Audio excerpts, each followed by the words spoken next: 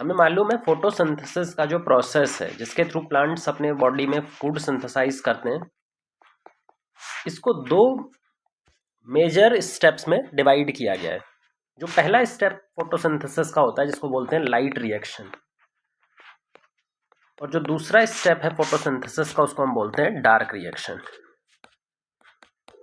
ये जो light reaction और डार्क रिएक्शन है ये फोटोसिंथेसिस के दौरान क्लोरोप्लास्ट में चलते हैं और क्लोरोप्लास्ट के अंदर अलग अलग रीजन के अंदर ऑपरेट कर रहे होते हैं।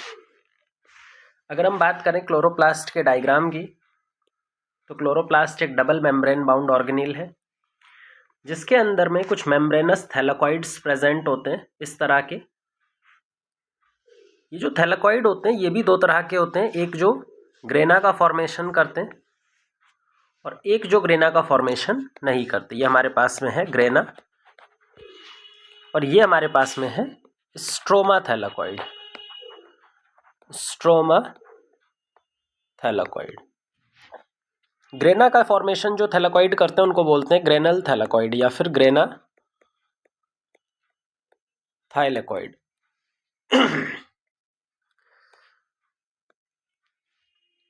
ये जो थैलाकॉइड्स हैं, चाहे वो ग्रेना थैलाकॉइड की बात करें हम या फिर स्ट्रोमा थैलाकॉइड की बात करें, इनके मेम्ब्रेन के अंदर में पिगमेंट सिस्टम प्रेजेंट होते हैं जिनको हम फोटो सिस्टम बोलते हैं। तो यहाँ पे बहुत सारे फोटो सिस्टम लोकेटेड होते हैं थैलाकॉइड्स की मेम्ब्रेन में।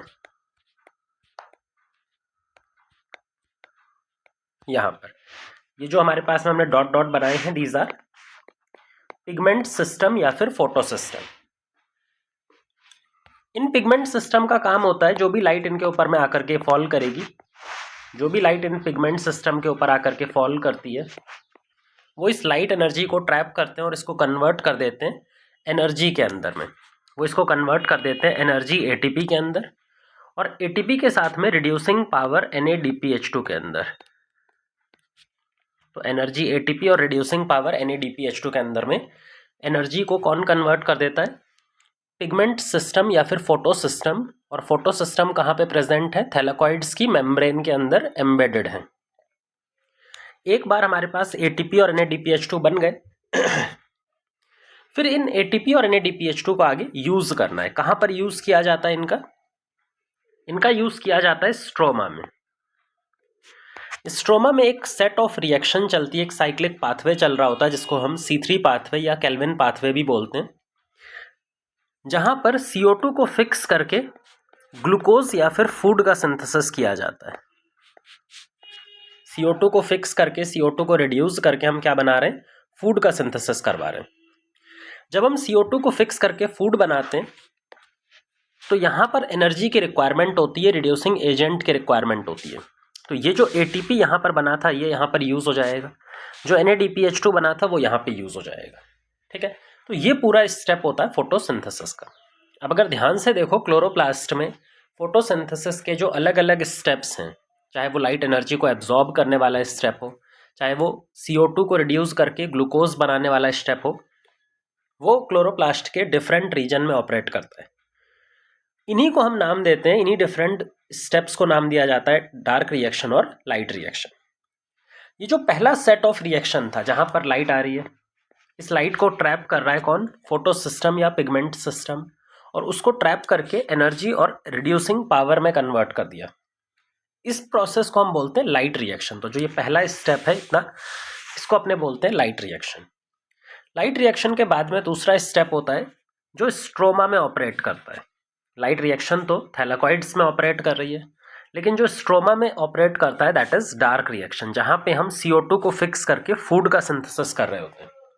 जब हम CO2 को फिक्स कर रहे होते हैं, CO2 को रिड्यूस कर रहे होते हैं, तो एनर्जी की रिक्वायरमेंट होती है। वो एनर्जी कहाँ से आती है? एटीपी से। रिड्यूस करते टाइम रिड्यूसिंग एजेंट भी चाहिए होता है जो हाइड्रोजन डोनर की तरह काम करेगा। हाइड्रोजन डोनर भी हमारा यहाँ पे NADPH2 जो लाइट रिएक्शन के दौरान बना था वही काम करता है। सो अब हम यहाँ पर लाइट रिएक्शन और डार्क रिएक्शन के बारे में कुछ बेसिक डिफरेंसेस भी देख लेते हैं कि ये कहाँ पर ऑपरेट करते हैं, किस तरह से ये लाइट के ऊपर डिपेंडेंस रहते हैं। तो अब हमें यहाँ पे बात करनी है लाइट रिएक्शन, और जो दूसरा स्टेप है हमारा दैट इज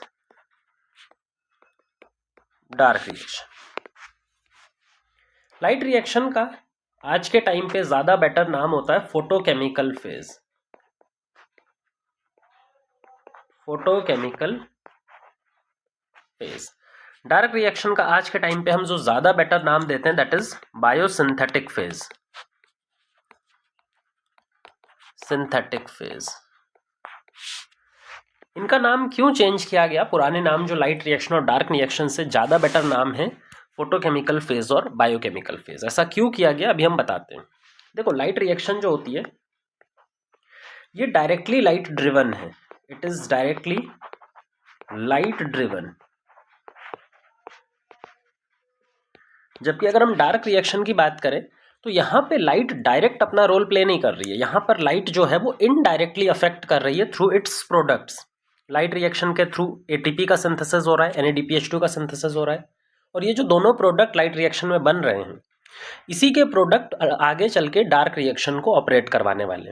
तो मतलब जो लाइट रिएक्शन के प्रोडक्ट्स हैं वो डार्क रिएक्शन को कंट्रोल करते हैं, ना कि लाइट डायरेक्टली डार्क रिएक्शन को कंट्रोल नहीं कर रही होती है। So it is driven by products of light reaction. Products of light reaction. अब यहाँ पर ध्यान देने वाली बात यह है, अगर डार्क रिएक्शन लाइट रिएक्शन के प्रोडक्ट्स पर डिपेंड करती है तो इसका मतलब अगर मान लीजिए लाइट को आप स्टॉप कर दें, लाइट को एक्सेस को प्लांट को काट दें, प्लांट को ले जा करके एक कमरे में रख दें जहां पे लाइट का एक्सेस नहीं है, तो क्या होगा? वहां पर लाइट रिएक्शन तुरंत की तुरंत स्टॉप हो जाएगी, क्योंकि लाइट रिएक्शन जो है वो डायरेक्टली लाइट ड्रिवन है। लाइट वहां पर एज अ सबस्ट्रेट की तरह काम करता है, एज अ कंपोनेंट की तरह काम करता है। लेकिन अगर हम बात करें डार्क रिएक्शन की, तो डार्क रिएक्शन थोड़ी देर के लिए आगे ऑपरेट करता रहेगा, क्योंकि जब लाइट में प्लांट को रखा गया था तो एक्सेस में एटीपी और एक्सेस में NADPH2 पहले ही बन रखे थे उसके पास। तो NADPH2 और एटीपी होने की वजह से कुछ देर तक हमें डार्क रिएक्शन चलती हुई दिखाई पड़ेगी, लेकिन फिर थोड़ी देर के बाद में जब ये एटीपी और NADPH2 धीरे धीरे कंज्यूम होने लग जाएंगे तो डार्क रिएक्शन भी स्टॉप हो जाएगी। तो इसका मतलब कि लाइट रिएक्शन जो है वो लाइट की प्रेजेंस में सनलाइट के अंडर ही परफॉर्म हो सकती है। डार्क रिएक्शन जो है वो भी सेम इसी तरह से लाइट की प्रेजेंस में ही परफॉर्म होती है।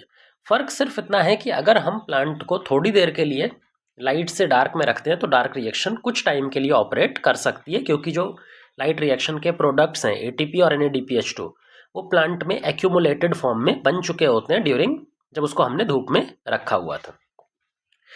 क्योंकि डार्क रिएक्शन भी सनलाइट के प्रेजेंस में ही होता है, मतलब जब प्लांट सनलाइट में प्लेस किया जाएगा तो ही डार्क रिएक्शन होगा, जब सनलाइट को लाइट में रखा जाएगा तो ही लाइट रिएक्शन होगा।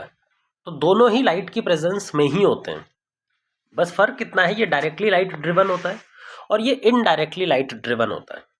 तो इसीलिए ये जो पुराने इनके नेम्स थे लाइट रिएक्शन और डार्क रिएक्शन, ये मिसनोमर की तरह आज की टाइम पे कंसीडर किए जाते हैं, ये मिस इन्फॉर्मेशन देते हैं, मिसनोमर है। तो इसीलिए इनका नाम चेंज कर दिया गया और आज के टाइम पे जो बुक्स में यूज किया जाता है that is photochemical phase and biosynthetic phase. अब आगे बढ़ते हैं इनकी साइट। जो क्लोरोप्लास्ट है, क्लोरोप्लास्ट के अंदर में काफ़ी अच्छा डिवीजन देखने को मिलेगा आपको। जो अलग अलग फंक्शन होते हैं, अलग अलग स्टेप होते हैं फोटोसिंथेसिस के, वो क्लोरोप्लास्ट के डिफरेंट कंपोनेंट्स में ऑपरेट कर रहे होते हैं। जैसे अगर हम बात करें लाइट रिएक्शन की, तो लाइट रिएक्शन कहाँ पर चल रहा है? लाइट रिएक्शन थैलेकॉइड्स के अंदर में चल रहा है, चाहे वो ग्रेना थैलेकॉइड हो या फिर स्ट्रोमा थैलेकॉइड हो या स्ट्रोमा लेमिला हो, लेकिन हमेशा जो लाइट रिएक्शन है वो थैलेकॉइड्स के अंदर ऑपरेट कर रही होती है। तो अगर इसकी साइट की बात करें तो अकर इन थाइलेकॉइड। डार्क रिएक्शन की अगर हम बात करते हैं तो डार्क रिएक्शन स्ट्रोमा में ऑपरेट कर रहा है। डार्क रिएक्शन इस वाले स्टेप को हम बोलते हैं जहां पे CO2 फिक्स हो रहा है, तो ये कहां पे हो रहा है? स्ट्रोमा के अंदर में। लाइट रिएक्शन की बात करें तो यहाँ पर होता है क्या? यहाँ पे हम लाइट एनर्जी को ट्रैप करते हैं, हम लाइट एनर्जी को ट्रैप करते हैं और उसमें जो एनर्जी स्टोर्ड है लाइट के अंदर में उसको हम कन्वर्ट कर देते हैं एनर्जी में एटीपी और रिड्यूसिंग एजेंट या रिड्यूसिंग पावर NADPH2 के अंदर। ये एक फिजिकल प्रोसेस है, एक जहां पर लाइट एनर्जी का कन्वर्जन किया जा रहा है। अगर हम डार्क रिएक्शन की बात करें तो डार्क रिएक्शन एक एंजाइमेटिक प्रोसेस है। यहाँ पे काफ़ी सारे एंजाइम्स हम आगे पढ़ने वाले हैं। जब डार्क रिएक्शन के पूरी साइकिल हम पढ़ेंगे तो कौन कौन से एंजाइम यहाँ यूज़ होते हैं वो भी देखेंगे। पर ये एक एंजाइमेटिक प्रोसेस होता है जहाँ पर हम एंजाइम्स की मदद से CO2 को फिक्स कर रहे होते हैं। एंजाइम्स की मदद से हम CO2 को फिक्स करके ग्लूकोज या फिर फूड मॉलिक्यूल का सिंथेसिस कर रहे होते हैं। तो ये बातें हो गई हमारी लाइट रिएक्शन और डार्क रिएक्शन की। अब एक एक करके हम लाइट रिएक्शन और डार्क रिएक्शन को समझेंगे।